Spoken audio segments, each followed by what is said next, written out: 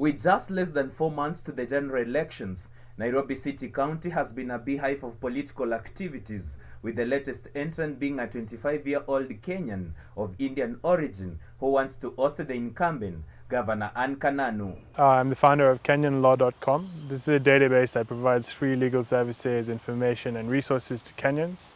I've worked with several charities in Kenya. I've been a national athlete. I've been an actor. I've worked with many people.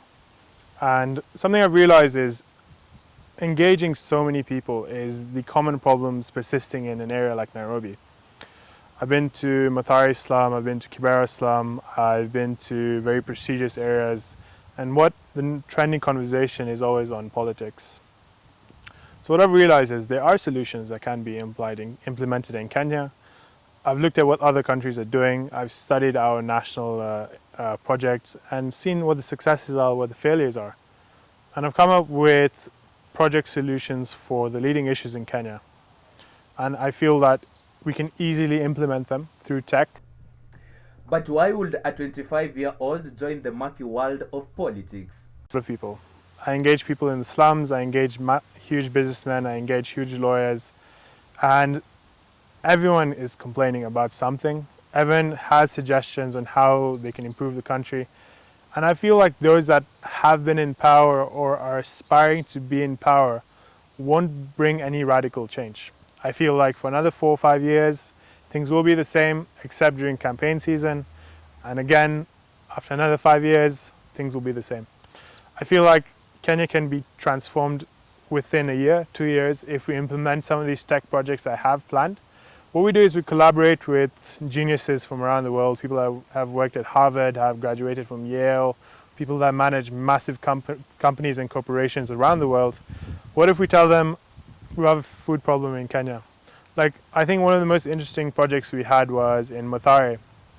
We were trying to figure out how to reduce the price of food. So we discussed creating some sort of McDonald's system for Kenya, but for chapo. Right? So how can we reduce the price of chapos in Kenya? Is through mass produce them. So what if you bring in machinery that mixes the dough really quickly? You bring in machinery that flattens the dough once you separate it. You bring in machinery that cooks it really quickly. And what we do is we reduce the price of this machinery, or you can pay in installments, and then you implement these sort of restaurants around Nairobi. And that way even food pricing. Harman tells me that he wants to make Nairobi a tech hub, hence his manifesto is anchored Really on cool. technology. Education. I can make education free. In primary school, kindergarten, secondary, university and beyond. And you must be wondering, how am I going to do such a thing? Right? Because the way I've been able to learn all these skills is simply online. Everything is available online. If I want to learn how to build a table, if I want to learn how to copyright something, if I want to learn how to farm, let's go online. So what I'm going to do is I'm going to put the entire 844 system on a database. I'm going to put several university courses on a database, and even beyond that I'll put courses on how to pay your taxes in Kenya. I'll put courses on how to start a business in Kenya. I'll put a course on how to get funding for your project in Kenya. And all you have to do is go and read it. I wanted to know how he will implement his manifesto in low-income areas where people cannot afford or are not connected to electricity. No power, we use solar panels. What we're going to do is we're implementing all these computers that are pre-loaded with information. So you can download it, and once it's downloaded, even if there's no Wi-Fi, you can still be able to study. If there's no power, use a power bank, connect to solar. Go charge it somewhere else, go to a cafe. You charge your device, that way you can study for free. In 2013, the Jubilee government committed to provide all Standard 1 pupils with a laptop, but that project did not kick off due to the country's unpreparedness. Why I feel the laptop project failed was because everyone knows there was allegedly possibilities of corruption in that, right? So I looked at the prices for the laptops and devices, and they were upwards of 40,000, close to 60,000.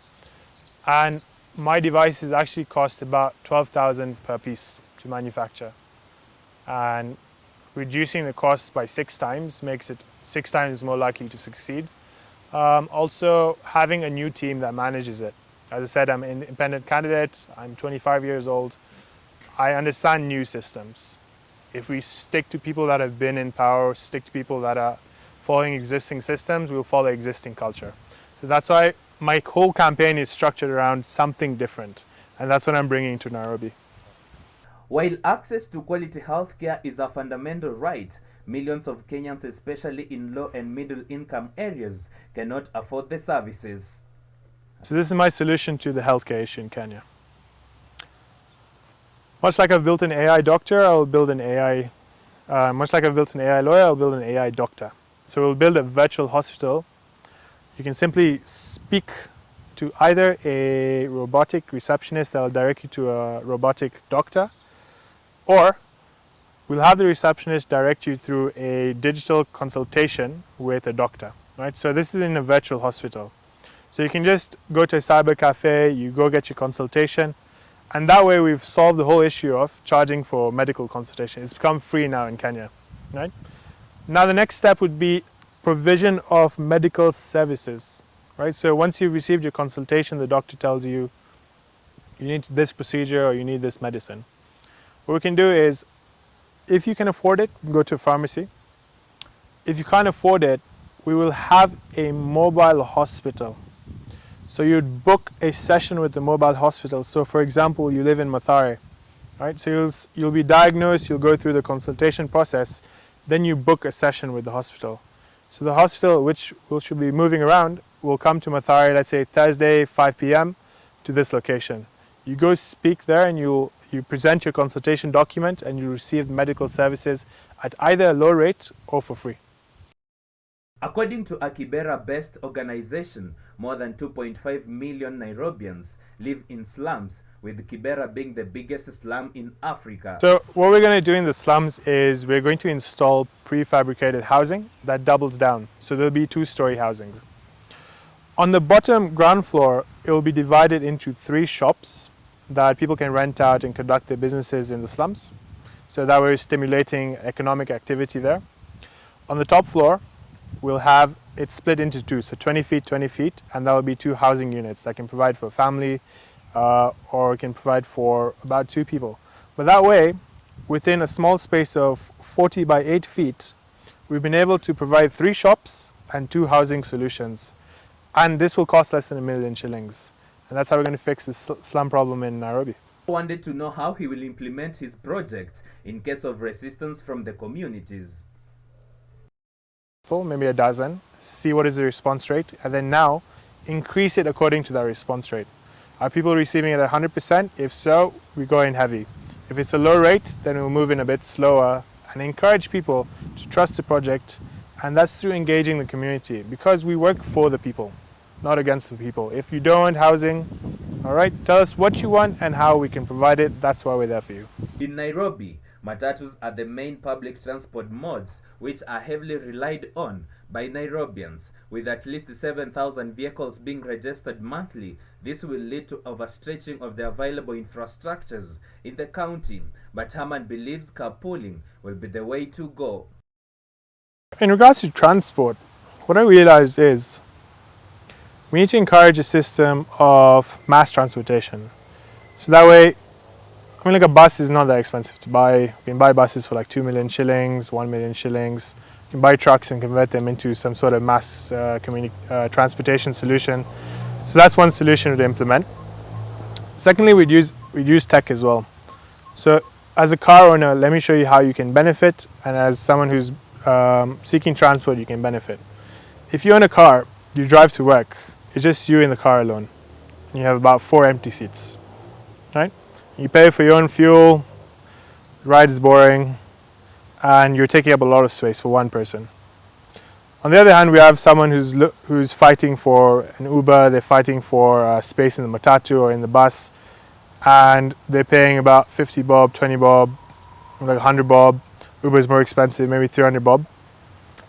What if you're driving from Westlands to town, you double down on your vehicle and you transport people and you charge about 40 bob per seat.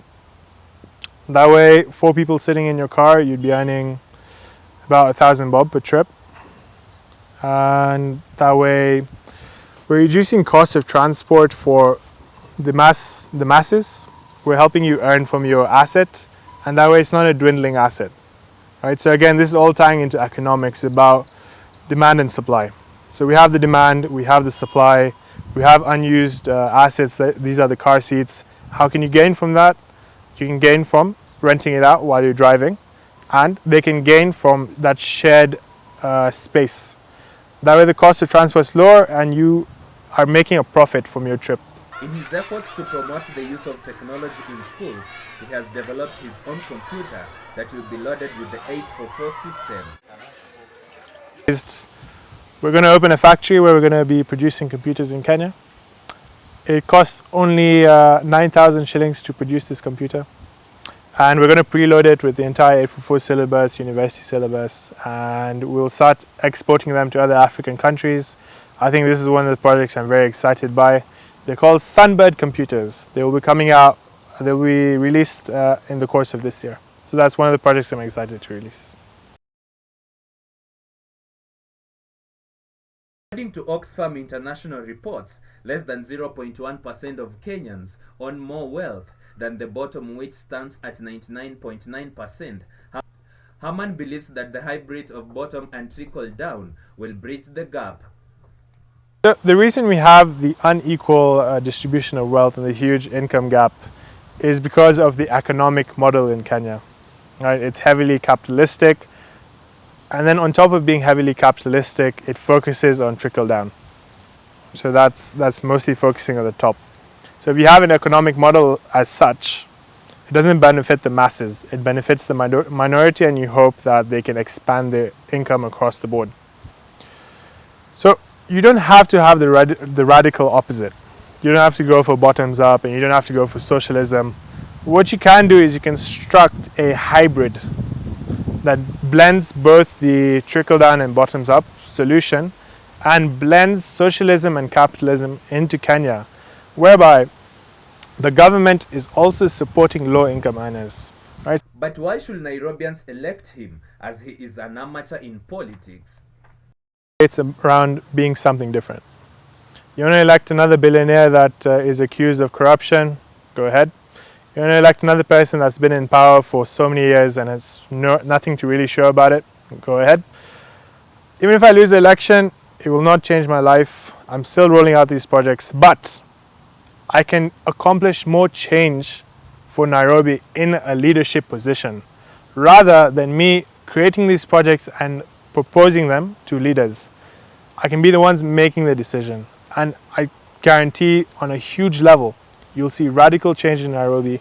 You'll see these projects being implemented, and I have the young energy. I have a huge youth team. I have a huge youth following, and the future of Kenya is young. It's bright. We don't have to stick to old systems. If Kenya wishes to stick to old systems, then for another 5 years, let us continue as we are and renew our subscription to the suffering we have.